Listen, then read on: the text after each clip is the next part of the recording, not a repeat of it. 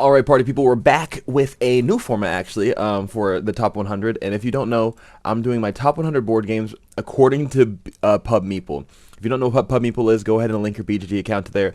It will tell you to do kind of like a Tinder swiping, like right, which game do you like more, this or this?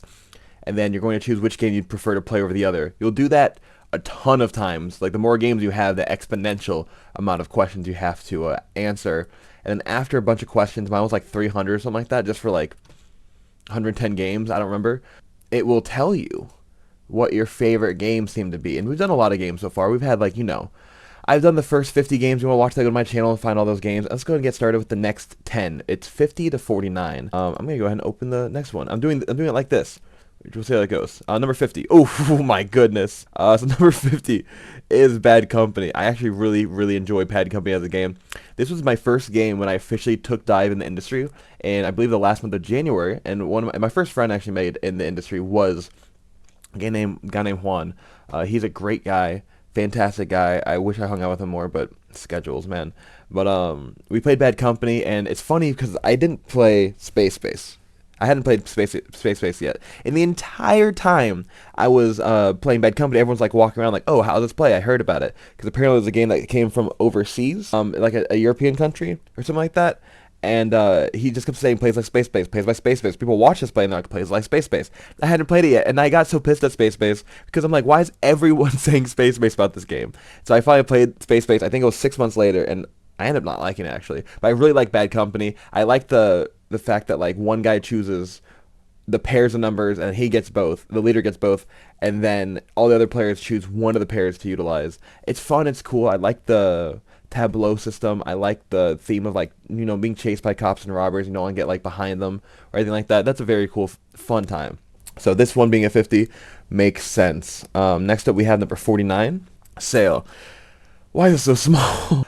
Sail is a great two-player trick-taking game. I was so hesitant about it because two-player trick-takers, I'm from Kansas. We've played trick-takers. I played it my entire life, and I've never understood like the whole thing of a trick-taking two-player game. And this was like a co-op one, so I didn't like two-player trick-taker was already making me wary of the game, and then co-op was like, oh, I don't even want to play it, but I love all play games. I love the small box games. I don't like all of them, but I really do. I want to play all of them and have like a review and rating of all the ones I've played. That's what I've been working on. And Sail I had to play for that reason. I played with my friend Connor, and it was a great time. I played with my wife, and she likes it too. It's a really cool system of like you're trying to win and go through the level, not get hit by the Kraken, and taking damage is a big deal in this game. It really is. I think almost every hand you can win. I don't think it's a system where you can just get like solitaire, where technically there's unwinnable decks, which sucks. I don't think that exists in this one. So it was a great time. I had fun. Definitely check it out if you have time, and especially if you like all-play games. This is a really good one, and it's a good co-op, I would say. That's number 49, and I think it makes sense being on that list. Next one's Lords of Waterdeep. So this one doesn't make sense being my top 50. Maybe it does, but it beat out Sail. I don't believe that. Maybe I would play the over Sail just because Sail's a co-op, but we'll find out. Lords of Waterdeep, for the record, I'm including it with the Skulls and Scoreport expansion because I will not play this game without the Skulls and Scoreport expansion. I played it starting without, or with, I believe, and then I played without, and then I played with again. And that time at not having it, that little push your luck thing, if you don't know, Skulls and Scoreport adds a few things, but the main thing that matters is like the Blight, which is like basically poison. You can go to some locations that gain Blight, which will significantly give you like detrimental, like a large amount of detrimental points against you for each one, and the more people that have Blight, the more negative that it's worth. And then it's just a fun time. I like pushing your luck. That's like a real push your luck where, yeah, you get like twice the resources, but you get 2 or 3 Blight that could really screw you over at the end of the game with negative points. But I really had a fun time with Lords of Waterdeep, to be honest. It's a fun time, not without the expansion, though. I'll say that much. I'm just spoiled. Once I play a game at its peak, I never want to take a step back. That was number 48, I believe. I don't have my glasses on now. 48. The next one's Wingspan. This one should not be my top 50, to be honest. And if so, it should not be this high. I think this was a weird one to have on there. I liked Wingspan until I found out how to play it properly. I don't like saying how I used to play it just because that's how I was taught. And the amount of people who give me crap online for how I used to play is insane. Not really just online, also in person. Everyone that knows the story gives me crap to this day, even though I learned wrong in December of 2022. So That shouldn't be me. That's not my fault, but everyone yells at me for how I played. Anyways, it's a good game. I just don't like the restriction of playing one bird per turn. I'll leave it at that. So apparently this is number 47 for me. Next is number 46. Here to Slay. I do like Here to Slay. This is a good game. This is a fun time. Imagine like Exploding Kittens-esque, but it's a party builder, boss battler, competitive game. And it made it really, really good. The fact that you can build your own party, there's a ton of expansions. I feel like unnecessarily. It's made by the same company as Unstable Unicorns, which, as you know, is also like an Exploding Kittens-like game, but more. The games seem to be a lot more board gamer leaning, rather than Exploding Kittens is a lot more like, hey, let's just do something leaning, like just let's have fun type game. These are actual like more so card games. It's a little bit of luck. It's a decent amount of luck because what you draw. It's all about dice rolling. But you can mitigate your dice rolls. You can save up, and then the bosses are pretty fun. And there's multiple ways to win the game, and I really like that about this game. This game was a fun time. No one plays it, sadly, so I don't think it's gonna stay in my collection for very much longer. But I've appreciated it for as long as I've had it. I'll say that much. Next up, we have this game, and this game should be. Oh my gosh, this is not working out as well as I thought it would, but we live and we learn. So this one, I'm not sure if you can tell. If you know the game, you definitely know. You can definitely tell. Oh my gosh, dude, what the heck? This is so big. Why is it so big? Hey, so this is Marvel United. I used my favorite set because I'm a huge Spider-Man fan. And this is the Spider-Geddon set. I had a fun time with this. It follows a lot of different storylines of Spider-Geddon. The main villain, as you can see, it's this family whose name is I'm forgetting because I'm put in the spot. I put myself in the spot and I still forgot the name of it. Goodness gracious. This guy's a really cool villain. Basically, it's a vampire family that feeds off of the life force of the Spider family across the multiverse. So they band together to fight them. That was the first original reason the Spider family got together. They also have Spot in there, which is really cool. And they added Superior Spider-Man as an anti-hero, which kind of makes sense, but not too much really. I mean, there is a form of Otto Octavius as Spider-Man that did become evil in, I think, the third series of Spider-Geddon or the Enter Spider-Verse series. But I think it's cool that they added Spot for the movie. They added this guy for the original. What is his name? Spider-Man vampire villain. I'm gonna be so mad when I read it. No, that's Morbius. That's not the Spider-Verse villain. Morlun. There we go. Morlun. He keeps on trying to give me. Whatever, it's Morlun. Yeah, Morlun is the main antagonist for the whole thing. It was a cool time, cool story. Anyways, they have a lot of cool Spider-Mans in here. They have Ben Reilly's Scarlet Spider, which I love so much. They have a black suit Spider-Man, not Venom, black suit Spider-Man there, which is really cool. They had Spider, which is the robot spider. They had Spider-Punk. They had Silk. They had Spider-Noir. They had Superior Spider-Man. Oh my gosh, it's such a cool time. They added so many Spider-Mans to other sets, like in the base Season 1 set, they had Spider-Man 2099. I can just go, okay, I'm gonna stop, because I can do this all day. I'm a huge comic book nerd. And again, as you can tell, I really like this game. I don't think it's a fantastic, difficult game, but I think because of the chibi nature, it was a very fun, very easy game, and each set's been getting progressively more difficult. The base set's very easy. X-Men's pretty decent, and they added a 5th player version where like the 4 people can fight against the 5th person as the villain, which is really fun, really cool, and very difficult. We also have, now we had this main set, which makes it even more difficult, and then also it makes the player characters a lot more complex, a lot more things they can do chained together, and they made it less broken in my opinion, because they had some really broken combos. Like Punisher could really just wipe out half the map in Season 1. And then there's some clearly better options, but I think it's fun to play as the characters in the set against the villains in the set, and then mix and match sometimes, if it makes sense. That's just my personal take. Anyways, I love I love Marvel United. I'm not sure if you can tell. Next up is Werewords, and this is the Werewords Deluxe, and holy crap, that's so small. This is very inconsistent. Werewords, if you don't know, is the only social deduction game I can actually play and enjoy. It's not a game where you can get people out, because you only have one bullet and you have one shot. It's kind of like One Night Ultimate Werewolf, but it's about words. What happens is it's an app-based game. I know, app-based game, but it's fine. It's an app-based game where everyone's going to draw a tile to start off, and then the tile's going to tell you your role. The roles are basically villager, mayor, seer, and werewolf. So what happens is, let's say you're playing with a game of 5 people. 1 werewolf, 1 seer, 3 villagers. Everyone closes they press the button. They press the button in the middle of the table saying how many players, how many werewolves.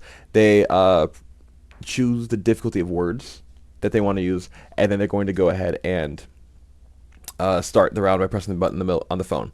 Everyone closes their eyes, and then the seer or the mayor is going to open their eyes. The mayor can be anyone, but typically it's a villager. The The mayor opens their eyes and selects what words they want to use. The word's going to be the word that they have to try to guide people towards, with only saying yes or saying no to their yes or no questions. And then they choose a word, and then they bow their heads. So the mayor knows.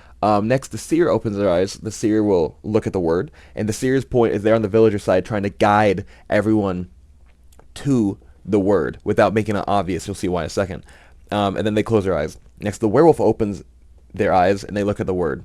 And then the werewolf closes their eyes. The reason the werewolf needs to know the word is they want to try to get people off the track without making it too obvious. And then everyone opens their eyes, and then starting with the person to the left of the mayor, they start asking yes or no questions. The mayor will give yes or no tokens to them to keep track of the answers to each question, and then a maybe and super close.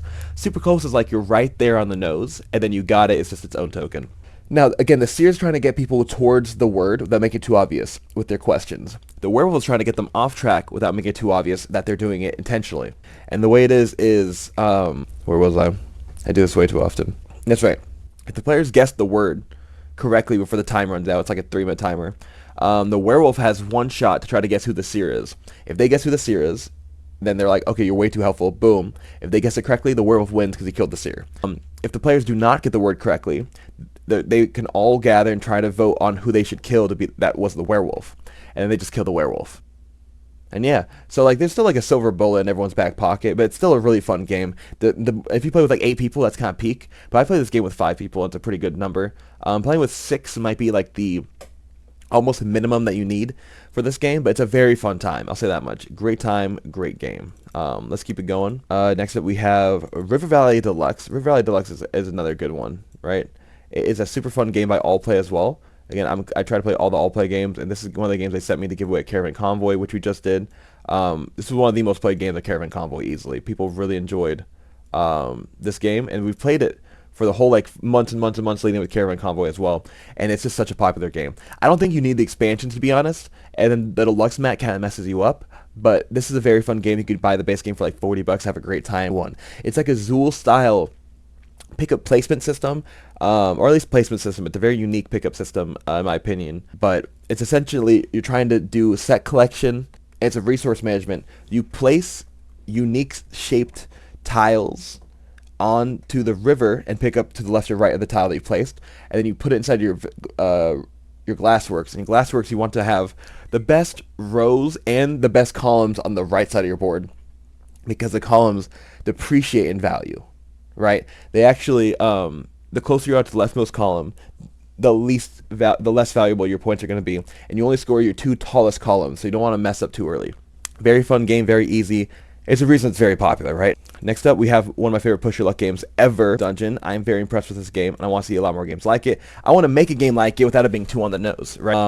Welcome to the Dungeon is a push your luck game where you start off with, everyone has a shared warrior with starting 5 equipment, right? And then on your turn, you're either going to, or correction, on your turn, you're going to choose if you're going to stay in the dungeon or run away from the dungeon.